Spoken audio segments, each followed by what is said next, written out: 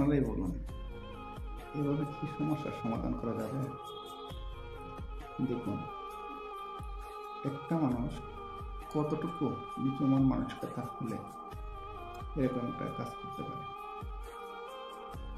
কিছু কিছু পুরুষ মানুষ আছে যারা নারীদেরকে এভাবে নির্যাতন করাটাকে বীর পুরুষগিরি বা বাহাদুরি মনে করে। আরে ভাই, এটা হচ্ছে সবচাইতে একটা নিচু মন মানসিকতার কাজ। কখনো কোনো নারীর উপরে এভাবে নির্যাতন করে আপনি সমস্যার সমাধান করতে পারবেন না।